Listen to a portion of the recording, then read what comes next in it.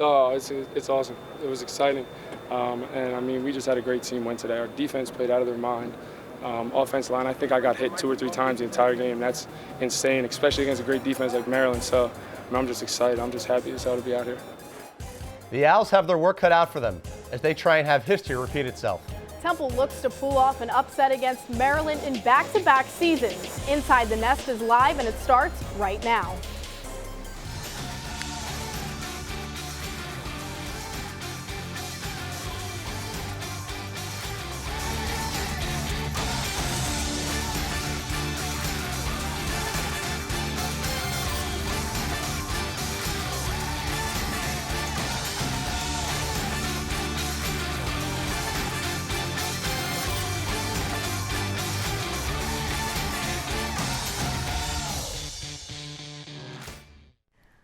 Hello, everybody, and welcome back to Inside the Nest. Alongside Dan Wilson, I am Brooklyn Vaughn.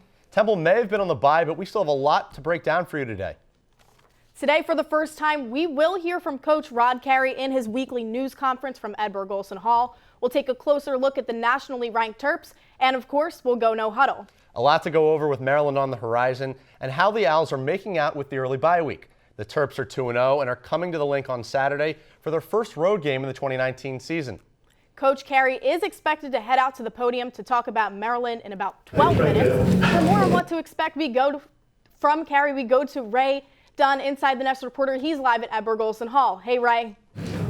Thanks, Brooklyn. We are waiting right now as Coach Rod Carey will come address the media leading up to Saturday's game against Maryland. Some of the things he is expected to talk about is injury updates for Russo and Yeboah. Both seem to be progressing well. Yeboah needs a good week of practice to play on Saturday. Also expected to be addressed is the early bye week and how the team handled that one. And of course, the big story, Maryland's offense averaging 71 points per game. It's going to be interesting to see how the Owls will deal with them. The offense averaging 71 points through the first 2 weeks, but they've also only allowed an average of 10 points the first 2 weeks. You think we're only going to hear about that Maryland offense, or how much do you expect to hear the defense in this as well? Yeah, there's going to have to be a lot of talk about the defense, Dan. Certainly they have done a great job limiting their opponents. Of course, Howard not quite up to the competition of Maryland, but Syracuse was ranked 21 coming in there, and they got the doors beaten off and only scoring 20 points against that defense. Defense has been very good at limiting teams' conversions. Only 25% third down conversion rate for Maryland's opponents, something that Temple will certainly have to do on Saturday if they expect to beat the Terps. They did play, Syracuse in week 2. That was a ranked opponent. Maryland jumping into a ranked slot. It wasn't just against Howard. Is this something that you kind of expect to see from Maryland, and how much are the Owls buying into it? Was it a bit of a wake-up call? Oh, absolutely. It's going to be a wake-up call. It's going to be a big test coming out of the bye week. Maryland, led by new head coach Mike LOCKSLEY, he's really changing the culture there, and I think that they are on their way to being a very good program in the Big Ten, so Temple certainly has their work cut out for them this week. Ray, and one more thing while we have you, how about the injury reports? We have a couple guys getting back into practice this week. Kenny Yeboah is in reports that he's practicing and he looks pretty good. You think he's going to address that today, of course?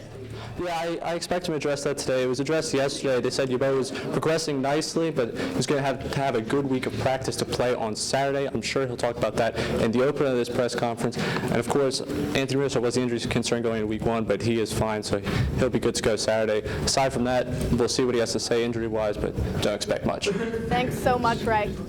Thank you, Ray. Well, while Temple had a bye week, Maryland did not. They were taking on 21st ranked Syracuse at home on Saturday. Syracuse was supposed to be a nice test for Maryland after the Terps had an easy season opener in week 1 where they had a 79-0 win over Howard. Terps and Orange squaring off in College Park. Maryland's first drive of the game, quarterback Josh Jackson hits the tight end Tyler Mabry for a 7-yard touchdown. Maryland out to an early lead. Later in the first, Terps now leading 14-0. Syracuse quarterback Tommy DeVito, he hooks up with the wideout Tristan Jackson for the 9-yard score. They put the Orange on the board. It's now 14-7. We'll go to the second quarter. Look at this. Jackson completely sells the fake here. Sells it just enough. Running back Anthony McFarland, we'll talk a bit more about him later in the show. He runs it in from 20 yards out. Puts the Terps up by 21 points. They got a 28-7 lead with 9:20 to go in the first half. Ensuing orange possession. DeVito places it in the back corner of the end zone. This time it's to Sean Riley. Syracuse would miss the PAT, so it's now 28-13 Terps. And now it's Maryland again. They just haven't had enough. First, it's Carlos Carlier. He puts them up 22.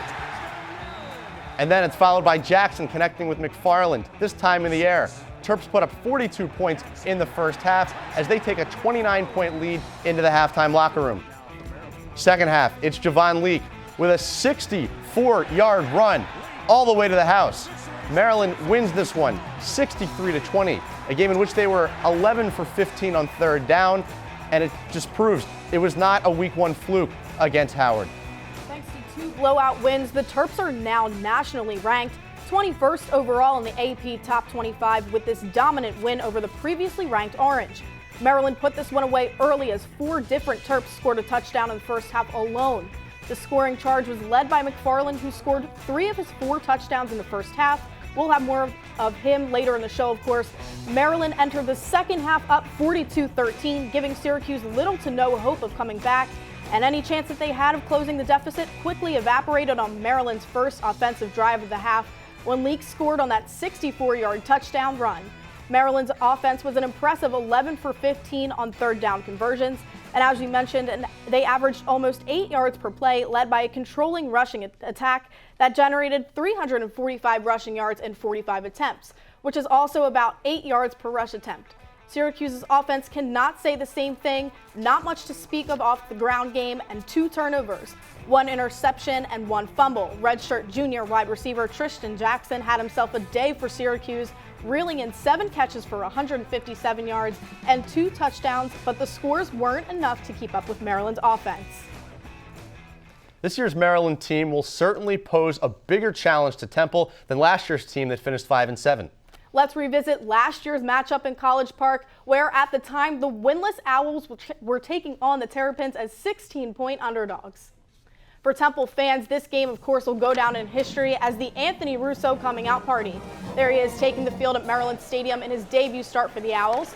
And here's Michael Dogby, now playing on Sundays for the Arizona Cardinals, taking down former Maryland quarterback Kasim Hill with the help of Jimmy Hogan. The Owls then get tricky with it on offense as Todd Centeio takes the fake punt and connects with Freddie Johnson way down the field for a 36-yard touchdown to put the Owls on the board first. They keep it rolling as Freddie Boothloyd, yeah, that's right, all 330 pounds of him, rumbles and stumbles his way into the end zone with a 1-yard carry. And that won't be the last time it happened. If you can remember, he ended last season with a total of 3 rushing touchdowns. Anthony Russo will hit a bump in the road nearing the end of the first half. He's intercepted by Darnell Savage Jr., who will take it 23 yards back for a Maryland touchdown. But Russo and the Owls start the second half of play off on the right foot.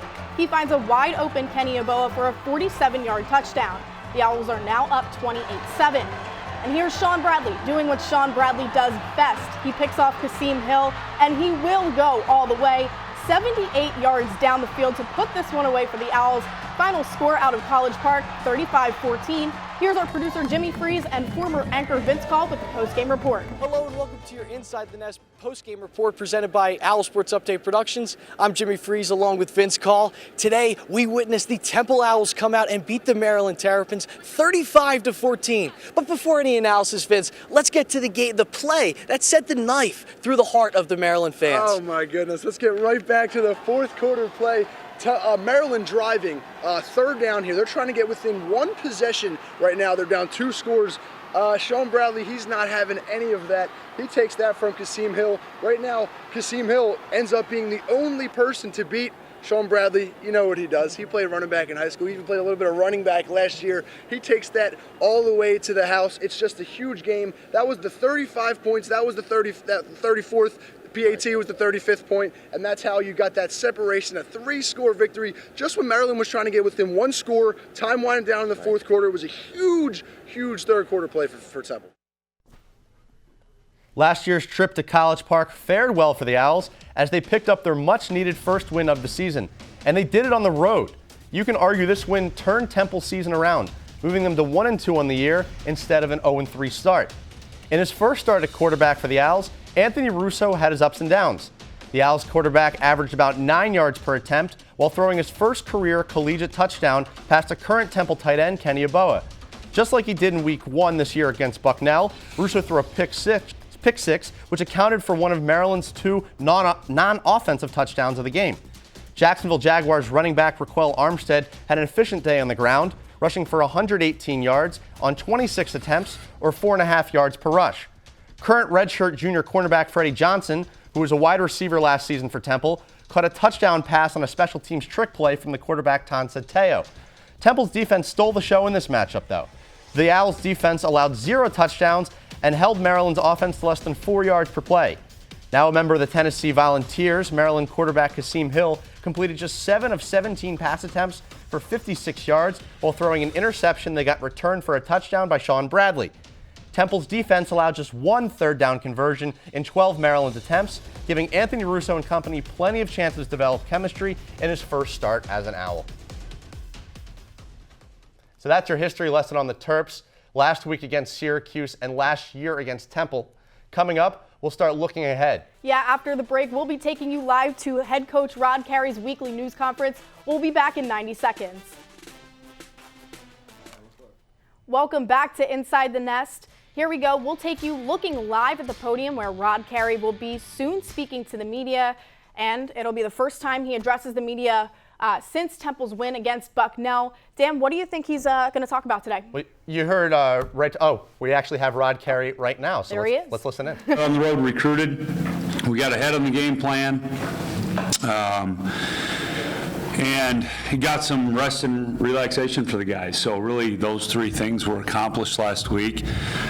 Now we're back into it this week.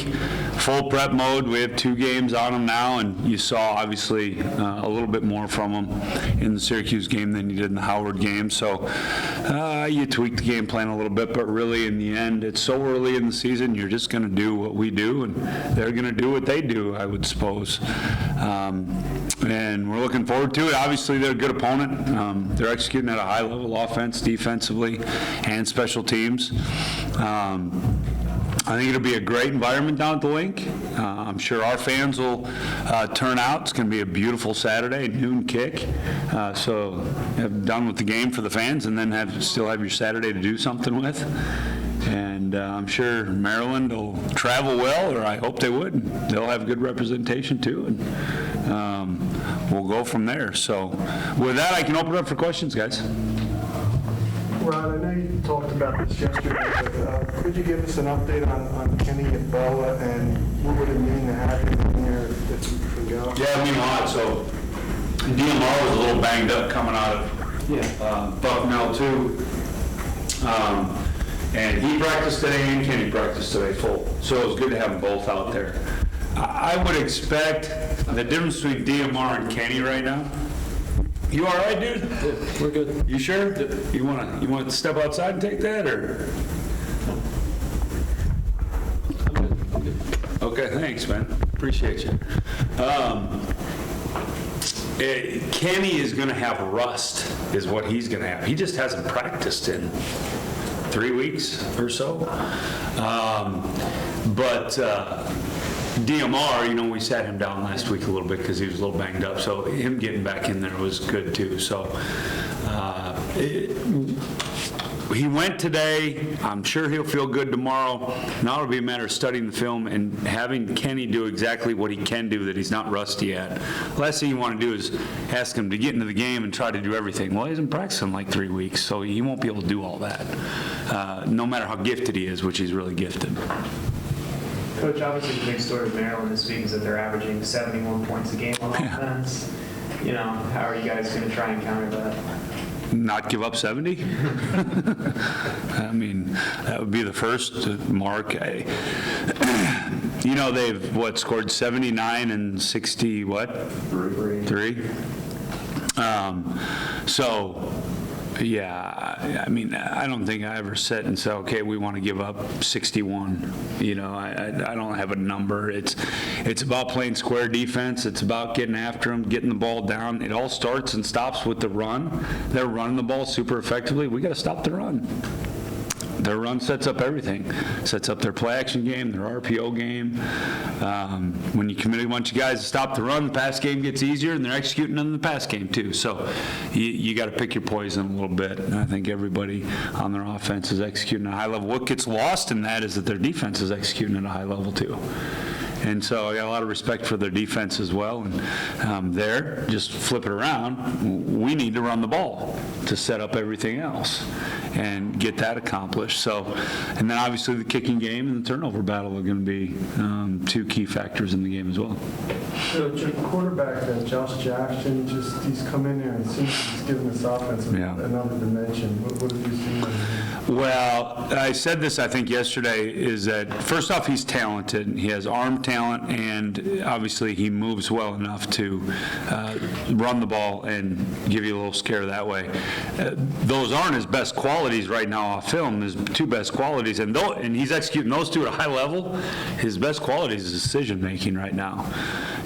He's just going the right place with the ball, and that's a testament to him and to the coaches that are coaching him. So you want to try to disrupt that. It's not, I'm not letting any secrets out here when I say, if you can take away the run and then you can move the quarterback off his spot, you usually play better defense doing that. So that'll be a lot of what we'll try to accomplish. Coach, the one instance during the Bucknell game, you had Sam Franklin go into the slot receiver. Maryland's a spread hacking offense. Do you first see your team running a lot of nickel or having Sam or Sean Bradley cover the outside? All of the above is what we'll do. I mean, you're not going to go against an offense that's executing at that and just give them one look. You're going to have to give them multiple looks. And so we'll have to do some of all that. Now, as the game wears on, we get a feel for what the game plan is. Some of that may calm down, but right now, no, you're going to play nickel, you're going to play base. I mean, that's standard, though, with every game, too. You're going to do that. Rod, do you allow yourself to get excited about this sort of being a barometer of the work put in, or are you a sleepless night anxiety kind of guy? Say that again. I'm not a sleepless anxiety guy. What was the first one? Just do you allow yourself to get excited about this being sort of a barometer of the work put in? Yeah, I get excited. Yes, and I get excited for every game. I really do. Because I said last time when we were all in here, you only get 12 of these, and we work so hard as a staff and as players. They work harder than us, in my estimation. But and you only get 12 of them, so I get excited about every single one of them. I know this one's probably a little sexier because I think they're ranked now. Someone told me, and it's a Big Ten team. But you know, Bucknell, if you played that game back in 1973, that was a big deal around here too. So. You know, I get excited for all of them. I sleep. I can tell you that. I get tired and I sleep. Where does that come from, Rod? Because some coaches are openly like, I was on the film, and maybe even if they're saying it for show, they're like, they kept me up at night, I crashed on the couch in the office. You don't be that way. Where does that come from? Was it a coach you influenced you? Is that just your personality? Yeah, I mean, you're probably a product of how you grew up. I mean, like, one thing I hate doing is talking about me, right? I mean, you learned that about me a little bit. I mean, I don't know where that comes from. It's probably a product of how I was raised and, you know, how we just live our lives. And so, don't get me wrong. You know, like I mean, you're turning on the film and you're sitting there, your guts are turning a little bit going, holy cow, you know, I mean, at first glance. But then you get into it. But then, no, you got to go home and you got to sleep. I mean, because otherwise, at least for me, I can't function. So I don't know where it comes from, to be honest with you. I don't. I just go home, sleep, talk about other things, do other things. I know every game's different, but you guys did, when you were at UNI, you guys did have success against the Big Ten, so something had to work there. NIU. In prep, like, what is it about preparing for an environment like that, whether it's on the road or home, where you guys are able to figure that out and not get too high or low? Yeah, we played the Big Ten on the road, all but the one Iowa game we played in 2012 before I was head coach. That was at Soldier Field, but they were all on the road. So when you go on the road to an environment like that, you do prep a little different. You get the music going, you work your silent account, you kind of talk about what's going on all week. This is the first time that I've been a part of a situation where a Big Ten team's coming into our stadium. And that's exciting in and of itself. So I don't know that we have talked about that. Well, I know we haven't talked about my past and our staff's past. Every game is so different. Every situation is so different. Temple went down there last year and did a heck of a job. Got a heck of a win. But that was last year's teams. Brand new teams this year. So you just kind of do what you do, right? And prep the way you're going to prep. Obviously, we talk openly about the game. And we just kind of move on from there. To branch off of that, how much stock do you put into last year? I mean, there's a lot of the same players on this team and a lot of the senior leaders who experienced it. It's two brand new staffs, so really schemes all across the board have completely changed. And personnel, though, there's a lot we put into that, and there's a lot that our players put into that because they played against these guys last year. So some of them they didn't, obviously. So from a personnel standpoint, a lot. From a scheme standpoint, absolutely zero. Coach, how hard will it be to defend Anthony McFarland? They like to run zone, they like to run open space. What's the challenge that you guys face? Yeah, well, they're really good backs. Getting them to the ground. I don't think their plays are exotic for what college football is right now. I think they have well thought out schemes, well coached, with really good players executing them. So the challenge in there is to meet the thought out schemes, to meet the coaching, and then the last part, just get the good running backs on the ground. That's, even if it's a 7, 8, 9, 10 yard, just get them on the ground. Just don't let it be a 75-yard touchdown, right? It can be 30, just get them on the ground. That's the challenge, is getting them down there.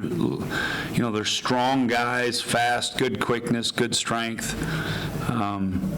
He's good football players.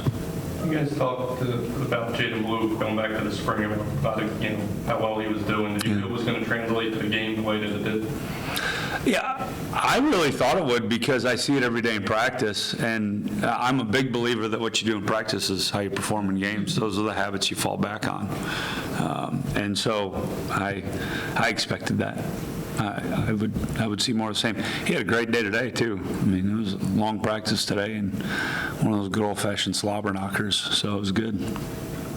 Coach, one of the newer guys on this team on the defensive side, Harrison Hand, who got some starting minutes in the previous game. Can you just talk about the addition to him? You're new to this team, he's new to this team. Just the ability to plug in a guy like him as a transfer, going into this game with a team that scores over 70. Just how important is it to have a guy like him as your team? Yeah, well, he brings a certain air of confidence, and I think the corners, really the top 5 corners, I really like the way that they're confident. And when you're talking about confident corners, here's what you're talking about. People with short memories, okay? And so that they can let it go and line up again, no matter what happened. If they got a pick, if they got a tackle, if they got a PBU, or if they gave up a bomb. And I like the way that our corners go after that. And Coach Brown is doing a really good job with those guys out there. And Harrison, obviously, is right there in that discussion with Freddie, Braz, Trey, and Linwood. I like the way that those guys are competing and the confidence that they have. Right on defense, have they been able, from what you've seen on film, have they been able to generate what they've generated in the pass rush by just kind of straight up rushing, or then I know that against Howard they're probably not going to have to show much, but last week did they blitz a lot more, or was it good just kind of straight up just beating guys off the ball? Well, the first thing they do is they disrupt your timing outside. You're going to see quite a bit of man-to-man from them. You're going to see some zone too, but they disrupt your timing outside, which buys them an extra step inside to get to the quarterback. And so I think that the scheme works really well together. And then you couple that with, I think they got some dynamic edge rushers, some really good edge rushers that can bend the edge and also not just run around you, but they can go through you. So that presents a problem as an offensive lineman, right? You're worried about this dude who's faster than me running around me, but yet if I just sell out and try to go get him, he's going to go right through me. So I think it's a combination of those things. What's your game plan for defending Keandre Jordan? He has 3.5 sacks on the season. Presents up on his edge rusher. Yeah, well, you're not just going to be able to block them with one person, right? You're going to have to, there's only a few ways that you can, and we learned this from having Sutton, because we saw every scheme known to man last few years at NIU. There's only a few ways you can really stop a dominant edge rusher, and that's, double them with some linemen, double them with a tight end and a tackle, or double them with a running back and a tackle, and maybe move the launch point a little bit. Those are what you can do. So, along with run the ball, right? Because then you're not throwing it, and he doesn't have a chance to get you in a sack. So those are the things. We're going to have to do all those things. And he's a really good football player. And the other guy on the other end is a really good football player, too. So that presents another problem, is that you can't do that to both sides all the time, because then they can go ahead and double team you on the outside. So you're going to have to pick your spots, know situational football, know when you can do, what you can do, and how you can do it. Is that a good answer or no? Yeah. Okay. All right. All right. Thanks, guys. Appreciate you. So there we go. We just heard live from Rod Carey for the first time of the season in his media press conference. The players are hard at work. They were hard at work on Tuesday at practice, so we talked to them. Let's hear what they have to say about this upcoming week.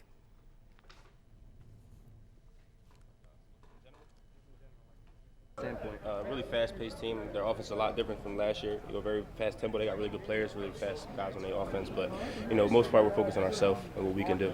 First two games and then some of the spring game kind of helped us out a little bit. But again, we're not really focused on too much about their quarterback. He's a good player, very good player. But at the end of the day, it's about what we can do and how we can figure our defense out. We had a lot of players that were a little banged up, including myself after the first game. So it gave us a chance to recuperate, rehabilitate, and get ourselves back on our feet. Well, Maryland, we're looking at their receivers. I mean, they have a pretty decent pass game this year from what we've been watching. I mean, they got a couple of receivers, number 7, 21. We're learning their releases. We're learning their game plan on them.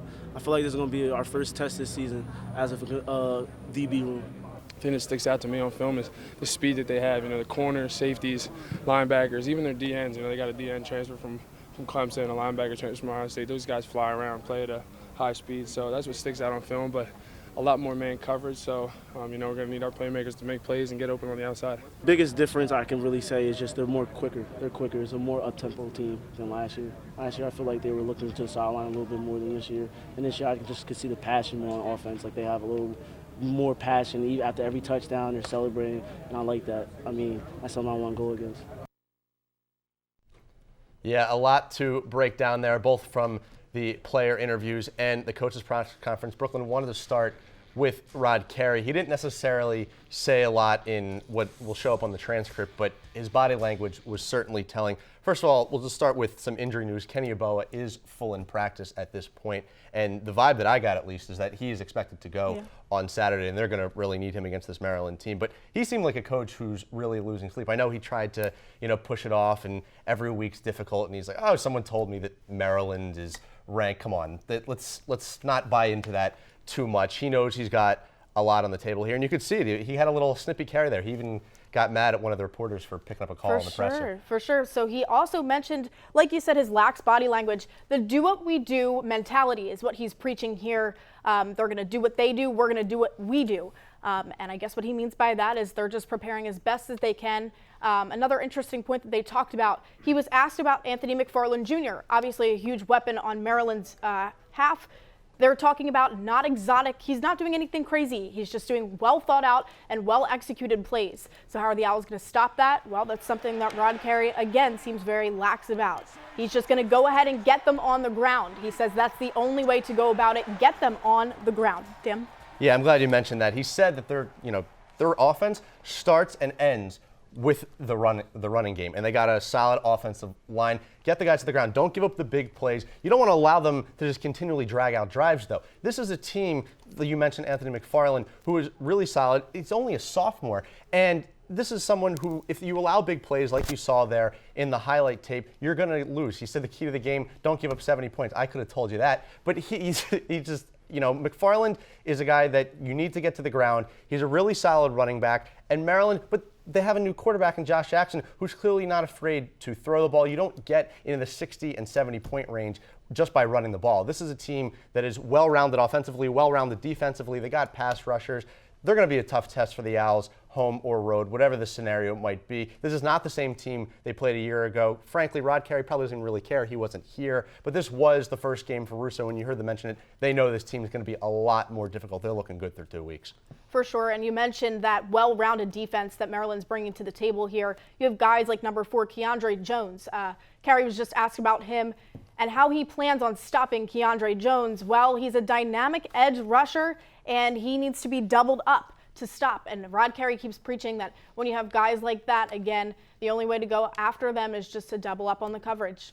Now that could be big for, Kenny Abo, doubling up with tight end coverage, doubling up with the running back coverage. Also wanted to get to Anthony Russo. Seems like his health is progressing nicely. He will be going in week 2. This was, as we mentioned, the Maryland team that he played a year ago and had a coming out party. They got a new coach as well. So Russo really needs to play well in this game. I think we know that. Maryland's offense is a lot to handle. And even if the defense holds up nicely, you're still looking at possibly a 30 to 40 point outcome. Russo needs to play phenomenally. One of the best games in his Temple career if they need to go neck and neck. This is a guy who threw 14 touchdowns, but also 14 interceptions. He mentioned winning the turnover battle. That is really harping on what Russo needs to do in this game. He can't afford to throw a pick 6 or multiple like he did against Bucknell, like he did last year against Maryland.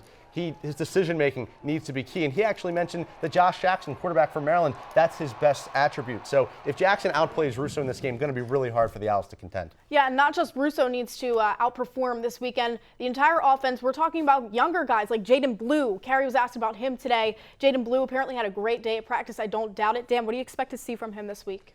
Yeah, Jaden Blue was huge in week 1. It was against Bucknell, so you would expect that maybe he won't be as big. But everyone's going to need to step up, and I think the Owls understand that. Maryland is not the same team. I'm not a fan of the week 2 bye. I don't think it's ideal. If you ask any coach in the country, you would rather have that when you're a little bit more banged up. You have a bit of a recovery week. But if there's ever a good thing about a week 2 bye, it's playing a team like Maryland, who has elevated their status for someone who was kind of under the radar, especially in a conference like the Big Ten, who's now gone 2-0, scoring 63 points or more in their first 2 games. They've had a while to look at them, whether Carey's admitting to it or not. They've spent a lot of time analyzing it. They kind of was able to focus on this game, or the game they played last week against Syracuse, rather. So it could pose to really be a good thing. They have them at home. It's not a far trip for the Maryland fans, so you expect to see some nice banter in the crowd. It should be a good one. For sure, Dan. Well, when we come back, we will go ahead and tell you everything you need to know about the Maryland Terrapins coming to town this week. The newly ranked Maryland Terrapins. Don't go anywhere. Inside the Nest is back right after this commercial break. And again, it starts with us, not the team we're going to play. Now, I do know our team knows it's been a tough game. I've been around here for 10 years. We played Temple quite a bit, and they've been dogfights. And, our expectation is that we're going to get their best and that it'll be a tough, hard-nosed game. It is really hard to win on the road. And so we've got to prepare our guys to go up on the road. It'll be the first time we've traveled together, which is new. It's another game and another first-year head coach. Maryland is now led by Anthony LOCKSLEY, who you just heard from. He's the former offensive coordinator at the University of Alabama, and this is not LOCKSLEY's first stint at Maryland, as he previously served as the quarterback's coach and offensive coordinator for the Terps. Maryland is ranked for the first time since 2013. It scored at least 63 points in back-to-back games for the first time in program history. And of course, they have a tough opponent in week 2 in Syracuse. They've really proved themselves winning that by that big margin. The defense was much better. The offense is clearly much better than the Owls faced a year ago. And this is not the same team, as we keep harping over and over again, that the Owls saw a year ago in 2018. Yeah, Dan, LOCKSLEY is out to a 2-0 start after blowout wins over both Howard and Syracuse now. And he's doing it behind the Terps' new starting quarterback, Josh Jackson, who is a transfer from Virginia Tech. He only started 3 games last season for the Hokies before sustaining that season-ending leg injury. While he's making quite the comeback as a Terp, I'd say. Jackson has thrown for 541 yards, 7 touchdowns, and 1 interception through only 2 games this season. Combine this with other offensive weapons. You have Anthony McFarland Jr., the sophomore running back. He broke the Maryland freshman rush record last year. Don't forget, it only makes sense that the Terps are now starting the season #1 in the nation in scoring offense and 4th in total offense as they continue to rack up yards and points on Saturday at the Link. The Owls put up 56 points in Week 1 against Bucknell, but the Maryland defense is an entirely different beast. The Terps have allowed 20 points total in the first 2 games, including a shutout against Howard in Week 1. This will present all sorts of challenges for Russo and the offense. For more on this and what Russo might see on Saturday, we turn it over to Inside the Nest reporter Dom Gillespie. Hey, Dom. Thanks, Dan. It's not a secret the first 2 teams that Temple will play are very different opponents. Going from Bucknell to 21-ranked Maryland will not be easy for the Owls. One thing worth noting is the difference in secondary play between the Bison and the Terps. Let's take a look at this play from the Bucknell game. If you look at the bottom of your screen right here, the Bucknell corner is playing 8 yards off the receiver, Jose Barbone, at the bottom of your screen right there. If you look closely, Barbone is Russo's first read on this play. Russo gets the ball out of his hands in less than a second. He was doing this all day, getting the ball out quick, letting his receivers do the hard work for him. Now let's transition to this play. Next one, Brandon Mack at the top of your screen. Look at all that empty space the big man has to work with. The only corner you see right there is the only corner in play for him. Gets to the outside. Russo does it again, gets the play to the big fella, lets him do the work for him. Transitioning now to Maryland. Totally different defensive set here. 3 cornerbacks, they bring some heat. QB's got nowhere to go. Pocket collapses. Bad day to be a Howard faithful against that Maryland defense. Thank you, Dom. Now, we heard Rod Carey mention about their edge rushers, and this is a Maryland defense that's going to present all sorts of challenges for Russo and company. They might have Kenny Yeboah back, but how do you expect that to affect the Temple offense? It's going to be a lot more difficult than Bucknell, you'd imagine. Yeah, you know, the Temple's got to do a really good job at protecting Russo this week. He got a lot of balls out quick in Week 1, but there's going to be a whole different beast now. You know, he's got to get the ball out quicker. He's got to have time to throw the ball, maybe take some shots down deep. He missed a couple in Week 1, but I expect him to be – he was shaking off a little rust, you know, so I expect him to be a little more in tune with the offense this week. Sure, Dom, and we talked about, too, the Owls' offense and how they need to match Maryland's offense. Do you think the Owls should run more play action to catch Maryland's secondary off guard? Do you think that'll help them out this week? Yeah, Brooklyn, I think the Owls are going to come at Maryland with a lot of different looks this week. It's not Bucknell again. The Maryland Terps are a top-ranked opponent, so they're going to have to do a lot of offensive scheme, whether it be play actions, RPOs, straight plays, straight runs. The Owls are going to need to do a lot. And like I said, protect Russo is the most important thing. Maybe take some shots down deep. We need to match Maryland's offensive play if we want to have a really good shot at winning this game this week. The Owls ran a decent amount of no huddle in Week 1 against Bucknell. They had 2 weeks to kind of break down and solve this Maryland puzzle. You expect to see a lot more of that this Saturday? If it isn't broke, don't fix it. We put up 56 points in Week 1 against Bucknell. The up-tempo offense was working, as you saw in the breakdown. Brandon Mack didn't even have cornerbacks covering some plays. So 44-point differential in Week 1. I expect to see a lot more no huddle going forward this season, whether it be Maryland, UCF.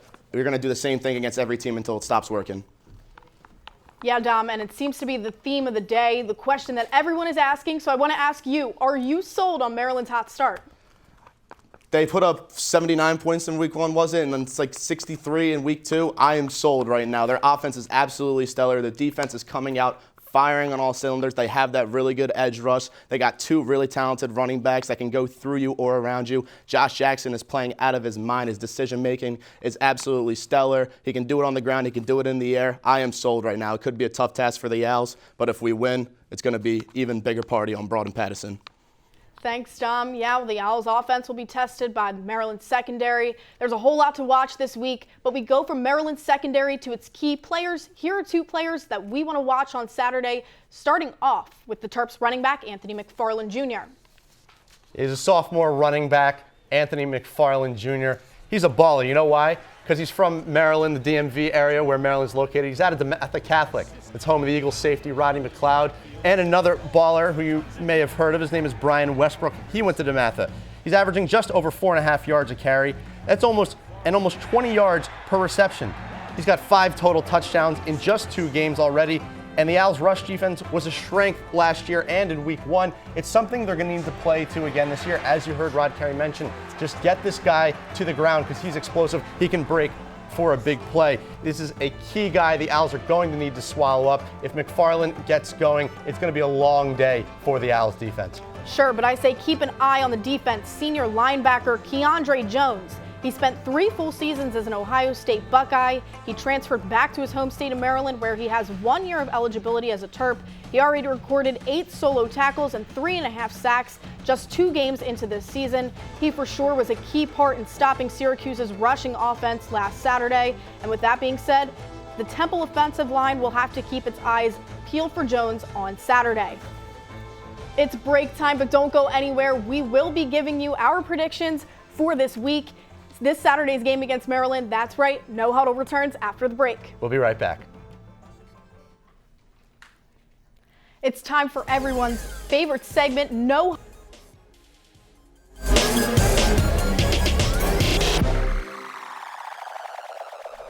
It's time for everyone's favorite segment, No Huddle. 6 topics, 6 minutes of commercial-free football, and it starts right now. Question 1. Are you sold on Maryland's hot start, Brooklyn? Well, you know what, Dan? Great question, because not only is it your question, it's the whole nation's question. Everyone is asking, how good is this Maryland team? Sure, their 79-point win over Howard, it wasn't just a fluke, not a coincidence for sure. They were proven to be a great team against Syracuse, but just how good can they be?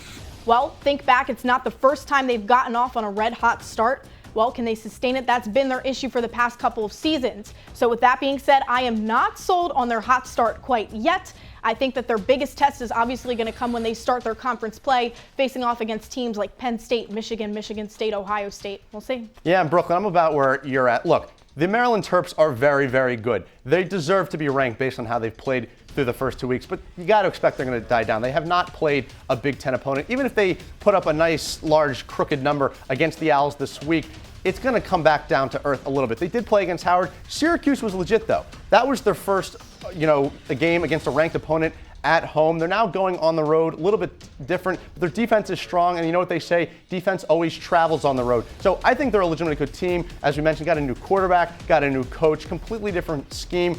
I don't know how good they are, but they're very, very good, and they're definitely, if you're the Owls, you have to be sold on them at the moment.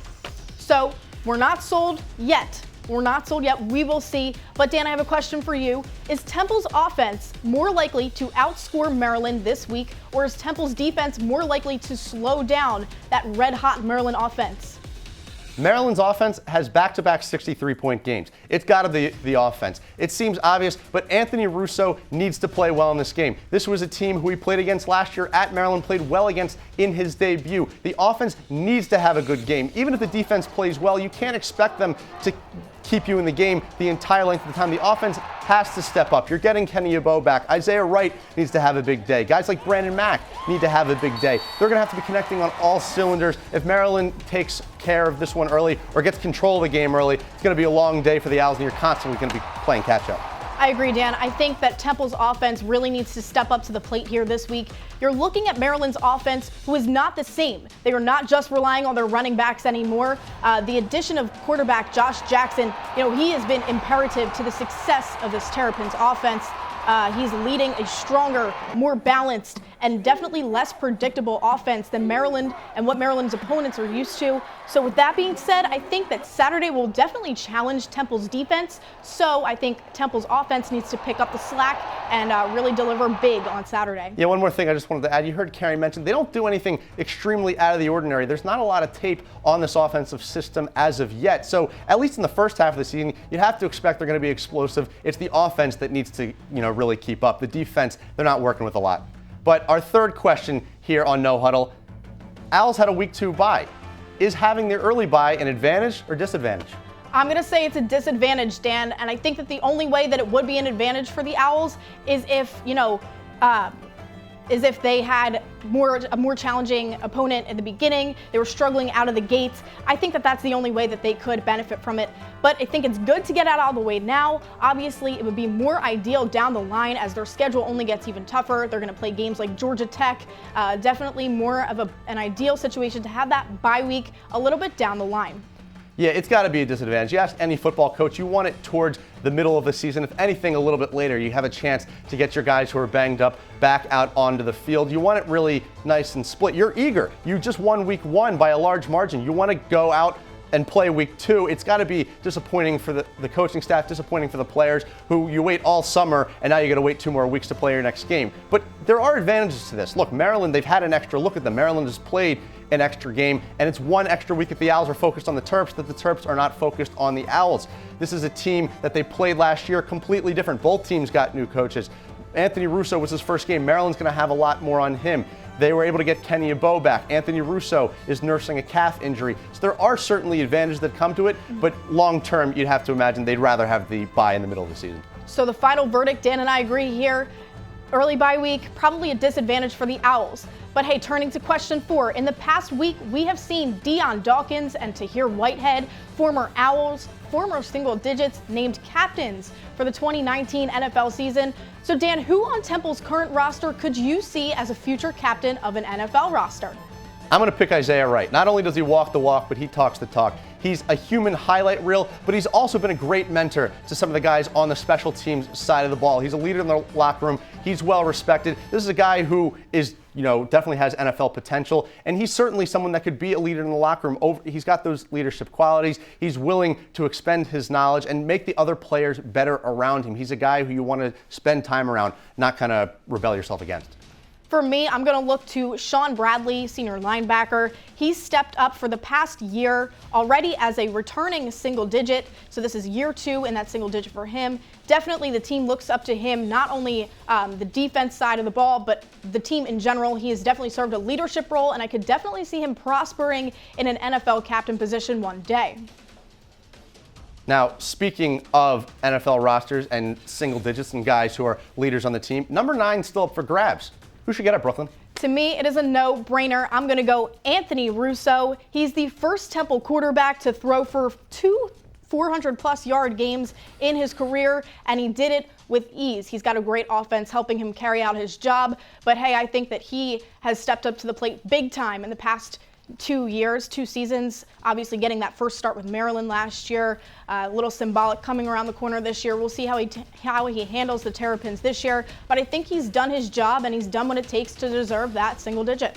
Yeah, Temple toughness and a single digit is not something you just get when you walk in the door. You have to earn it over time. He's been the starting quarterback for a year. Clearly a natural-born leader. He does all the right things on the field. He says all the right things. And you can tell he's respected by this Temple team and this Temple offense. The team goes as he goes. He needs to be number 9. It's a fitting quarterback number as quarterbacks in the NFL wear 1 to 19. But not only that, this is a guy who has earned it over time. He waited his turn, as you had mentioned, to get to that starting quarterback position a year ago. He didn't let that discourage him last year when Untitled was named the quarterback in the first 2 games. He comes in, gets his first start against Maryland. It would be fitting if they were to give it to him right around now when they're playing Maryland again. For sure, we'll keep our eyes peeled for that final single digit. But for now, it's prediction time. Dan, how do you think Saturday will play out for the Owls? Brooklyn, unfortunately, I am predicting a loss here. The Owls, who, they are, I'm thinking maybe 49-35. The line's right around 10.5. I know that they were heavy underdogs a year ago, but this Maryland offense and this whole Maryland team really just seems like they are rolling. A lot of football is just when you, not so much who you play, but when you get them, and they're just getting the Terps at the wrong time. I agree, Dan. I think it should be a shootout for sure, but I do see the Owls falling a little short to the Terrapins coming to town this week. Well, that's all we have for No Huddle. After our final break of the show, we will break down the AAC preseason media poll. ITN will be back in a minute 30.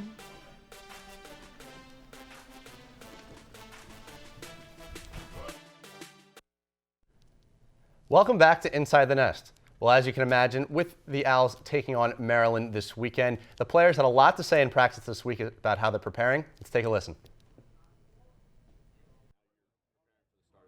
How different is it, a year later for you? Yeah, it's definitely a little bit different of a mindset, Last year I was preparing as if I was going to start every week, but, this year actually being the guy, I think I have a little bit more to say out here on the practice field, I'm trying to be a little bit more of a vocal leader than I was at this time last year because I was a backup last year. But kind of being a little bit more of a vocal leader. You know, we got a lot of young guys in there that haven't played a big opponent like this. Bucknell was their first time really getting game experience, so just kind of, you know, calm those guys down, build their confidence up throughout the week, so when it comes to Saturday, it's just another game out there. I think we got all the confidence of the world in our defense. You know, I think that they've never played a defense like ours before. I think we've never played one like theirs, so we got all the confidence in our defense to go out there, stop the run, stop the pass, and hold them to, you know, a lot less than they've scored the last couple of weeks. And then on the offensive side, we got to do our job and put up points to help the defense out. So we're real confident going into Saturday. Yeah, you know what I'm saying? We're not really – they have really good running backs, you know, Lee, McFarland and all them. They have really good running backs. But like I said, we focus on what we can do as our job, doing our fits, being in our gaps, doing our job, and we should be okay, man. We're not too much worried about that. Well, my number one job is just to do my job and lock in on the game plan, and then after I do my job, then we can execute the play after that. You just want to be everywhere you're supposed to be, and just come out with high energy, and the game will take care of itself. Since I've been here, we've never had the playmakers on the outside like we do now. And with a team like Maryland that's going to play a ton of man coverage, I know we can't ask for anything more. You know, a lot of teams will play us in a too-high zone and try and just pass everything off. But these guys are going to say, hey, we're going mono, we're going to play you man coverage, and your guys are going to have to be better than our D-backs. And so that's an opportunity that we're looking forward to. I think it's a great test for our wide receivers, and I know that they're ready for it. It's just about everybody being in a position that they're supposed to be, making sure everybody's in that gap and just executing the defense. And I think we'll be fine. Hey, Quincy, is it true you've never sacked Anthony Russo in the 4 years you've been here? Yeah, man. You know that we call him the GOAT. We like to call him the GOAT at Temple. So. All right, conference play is still a few weeks away, but it's never too early to take a look here. UCF selected as the favorite, and rightfully so. They have won 25 of their last 26 games.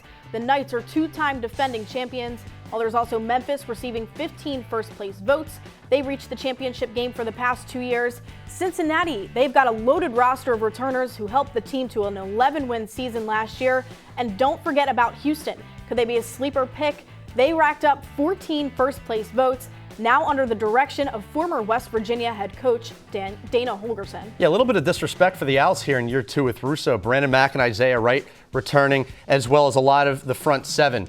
But now as we take a look here to the projected who's going to win the AAC, UCF still at the top, but I don't know that they're necessarily the same projected powerhouse that they've been in years past. They don't have Brandon Wimbush at quarterback anymore, they have Brandon Wimbush, they don't have Mackenzie Milton at quarterback anymore. It's a little bit more of a contested race, I'd say. Going off of your point about quarterbacks, could Houston be a sleeper? De'Aaron King ranked 4th best quarterback in the nation. Keep your eyes on them. But for now, we are all out of time, but we want to just let you know that OwlSports Update will be live on Thursday. Adam Cronally and JJ Myhowski will fill you in on all things Temple athletics. Yeah, that'll wrap up our hour here on Inside the Nest. For Brooklyn Vaughn, I'm Dan Wilson. Have a great week, everybody.